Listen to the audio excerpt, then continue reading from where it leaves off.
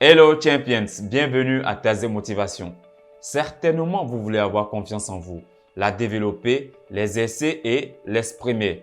Mais savez-vous à quel moment la confiance dissimule-t-elle de l'arrogance? À quel moment la confiance devient de l'arrogance?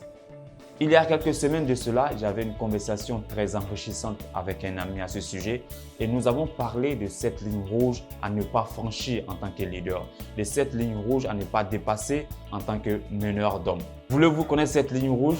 Voulez-vous connaître cette limite qui sonne l'alerte que vous devenez arrogant? C'est lorsque vous rabaissez constamment les autres. C'est lorsque vous pensez que vous avez plus de compétences, plus de qualités, plus d'expérience et plus d'autorité que les autres. Ce qui paraît paradoxal, c'est que ce sont les personnes qui ont le plus souffert de confiance en elles qui deviennent de véritables tortionnaires, des véritables bourreaux pour les autres. It doesn't make sense.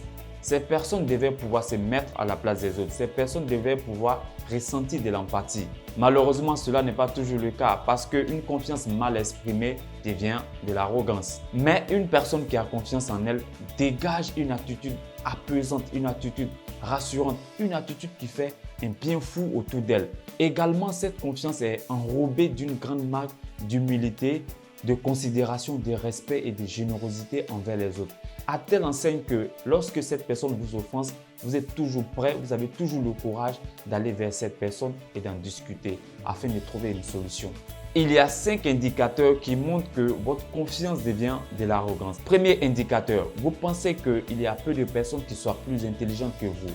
Si vous partez du principe que peu de personnes peuvent vous apprendre des choses, alors vous devez réévaluer votre niveau de confiance. Deuxième indicateur, vous pensez que vous devez être le centre de n'importe quelle discussion, quel que soit le sujet. Troisième indicateur, votre première réaction face à ce qui est néfaste est d'être sur la défensive ou de blâmer les autres. Vous ne prenez pas assez de recul avec les critiques afin de penser que vous êtes sujet à l'imperfection. Quatrième indicateur, les titres sont plus importants à vos yeux. Cela pose le problème de vouloir toujours être important que utile aux autres. Enfin, cinquième indicateur, ne pas connaître les informations privilégiées vous pose problème. En effet, il y a des gens qui veulent toujours avoir l'exclusivité de l'information dans un groupe ou dans une équipe. Pour terminer, j'aimerais vous dire, si vous manifestez l'un de ces 5 indicateurs, vous devez réévaluer votre confiance car vous risquerez de détruire la confiance des gens autour de vous. Vous risquerez de détruire la confiance de vos collaborateurs, des membres de vos familles, dans bien des cas de vos amis. Merci d'avoir pris cette dose de motivation.